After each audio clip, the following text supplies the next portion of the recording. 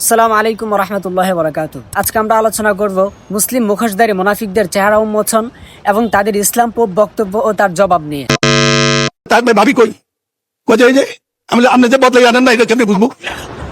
দুইজনের বক্তৃতা শুনছি, আগামী দিনে কিছু করতে পারবে, ভবিষ্যৎ আছে, লেখাপড়া জানা, কিন্তু বুঝলাম না তো কারা আপনারা। স্ক্রিনে যে ভদ্রলোকটাকে দেখতে পাচ্ছেন, পাঞ্জাবি পরা, সাদা দাড়ি, তার নাম হচ্ছে মনিরুল ইসলাম। সেও বর্তমান সরকারের একজন সংসদ সদস্য। নানান সময়ে তার ইসলাম পোপ বক্তব্য প্রকাশ পেয়েছে। রিসেন্টলি তার যে বক্তব্যটা সবচেয়ে বেশি ভাইরাল হয়েছে সেটা হচ্ছে সে সংসদ সদস্যদের মধ্য থেকে যারা বোরকা এবং হিজাব পরে গিয়েছিল তাদেরকে কটাক্ষ করে এবং তার দলীয় অন্যান্য সংসদ সদস্যকে নিয়ে অট্টহাসিতে মেতে উঠেছে। অথচ পর্দা একটা ইসলামের ফরজ বিধান, যেটা সরাসরি কোরআন দ্বারা প্রমাণিত। ওয়াকুল্লিল মুমিনাতি ইয়াগদুদনা মিন আবসারিহিন্না ওয়া ইয়াহফাযনা ফুরুজাহুন্না, নারীদেরকে পর্দার কথা বলেছেন। আপনাদেরকে এখন আমি একজন ক্ষমতাসীন দলের নারী নেত্রীর একটা বক্তব্য শোনাচ্ছি। শরীরের জন্য তামাক বড়ই ক্ষতিকর, আর ধর্মের জন্য ইসলাম বড়ই ক্ষতিকর। বিএনপির নেত্রী পাপিয়া, সে বলতেছে শরীরের জন্য যেমন তামাক ক্ষতিকর, ধর্মের জন্য তেমন ইসলাম ক্ষতিকর। নাউযুবিল্লাহ। ওয়ামান ইয়াবতাগি গায়রাল ইসলামি দীনান ফালান ইউকবালা মিন, আল্লাহ তাআলার কাছে ইসলাম ব্যতীত কোনো ধর্ম গ্রহণযোগ্য না, এটা সমস্ত মুসলমানের বিশ্বাস। সুতরাং তারা এমন বক্তব্য দিয়ে মুসলিম সমাজকে লজ্জিত এবং কলঙ্কিত করতেছে। দ্রুতের বিরুদ্ধে পদক্ষেপ নেওয়া উচিত, যদিও তার বক্তব্যটা অনেক আগের। এর থেকে দুঃখের বিষয় হচ্ছে কি জানেন, বর্তমান সরকারের আরো একজন সংসদ সদস্য, সে গর্ব করে বলতেছে আল্লাহ আমাদের প্রভু, রাসূল আমাদের নেতা, আগের স্লোগান এখন আর দেয় না, এটা আমি বন্ধ করাইছি। ইনি একজন বর্তমান সরকারের সংসদ সদস্য, যে ফজু পাগলা নামে পরিচিত। তিনি গর্ব করে বলতেছে যে আগে মানুষ স্লোগান দিত আল্লাহ আমার রব, মোহাম্মদ আমার নবী, এখন সেটা তিনি বন্ধ করাইছে। এদের ব্যাপারে আল্লাহ তাআলা কোরআনে কারিমে বলেছেন, ওয়ামান ইউশাকিকির রাসূলা মিন বাদি মা তাবায়্যানা লাহুল হুদা ওয়া ইয়াত্তাবি গায়রা সাবিলিল মুমিনিনা নুওয়াল্লিহি মা তাওয়াল্লা ওয়া নুসলিহি জাহান্নাম। ব্যক্তির কাছে সঠিক পথ স্পষ্ট হওয়ার পরও রাসূল সাল্লাল্লাহু আলাইহি সাল্লামের বিরোধিতা করে, আমি তাকে সেদিকে ফিরিয়ে দিই যেদিকে সে ফিরেছে, এবং তাকে জাহান্নামে প্রবেশ করাবো। সূরা বাকারা আয়াত নাম্বার 146।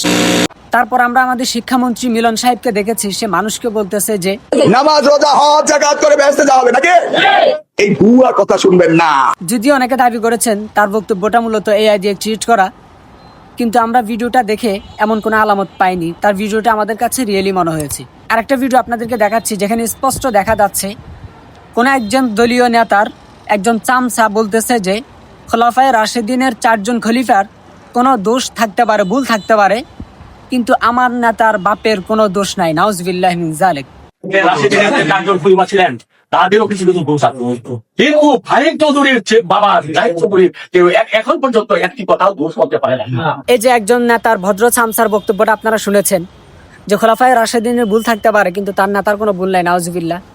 আল্লাহ রাসূল সাল্লাল্লাহু আলাইহি ওয়াসাল্লাম একদিন বলতেছিলেন, আমার উম্মতের 73 দল হবে, তার ভিতরে এক দল জান্নাতি হবে, 72 দল জাহান্নামী হবে। ওমর রাদিয়াল্লাহু তাআলা আনহু জিজ্ঞেস করলেন, ইয়া রাসূলুল্লাহ, সেই এক দল কারা হবে?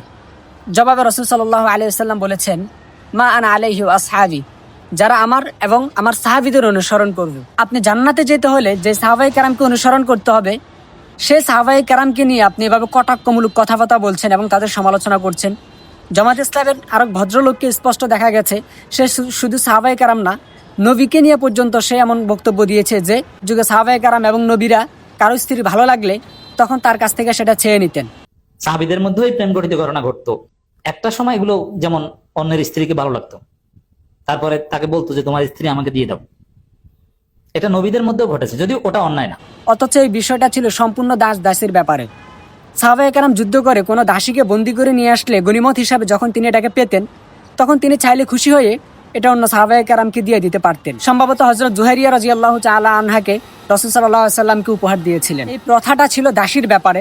অথচ এই মুসলিম মুখোশধারী মুনাফিক বলতেছে কি সাহাবায়ে কেরাম একে অপরের বউ ছিয়ে নিতেন। কত বড় লাঞ্ছনার সূচক এই শব্দটা সে ব্যবহার করেছে। এরপর আমরা যদি দেখি, সাবেক ডিআইজি কমিশনার বেনজির, তার একটা বক্তব্য প্রকাশ পেয়েছে, যেখানে সে বলতেছে যে ক্যাম্পাসের কোনো বড় ভাই যদি ইসলামের দাওয়া প্রসার করে, দাওয়াত দেয়, তাহলে তাকে খবর দেওয়ার জন্য। এই যে বড় ভাইয়ের সম্পর্কে বলি, আমাদের তো বড় ভাই না, সঙ্গে সঙ্গে আমাদের রাসূল সাল্লাল্লাহু আলাইহি ওয়াসাল্লাম এই যুগের কথাই বলেছিলেন, বাদিরু বিল আমাল ফিতানান কাকিতা'আল লাইলিল মুযলিম ইউসবিহু আর-রাজুলু মুমিনান ওয়া ইউমসি কাফিরান আও ইউমসি মুমিনান ওয়া ইউসবিহু কাফিরান। তোমরা দ্রুত নেক আমল করে নাও। এমন একটা জামানা আসবে যখন মানুষ সকালে মুমিন থাকবে, বিকালে কাফির হয়ে যাবে, অথবা বিকালে মুমিন থাকবে, সকালে কাফের হয়ে যাবে।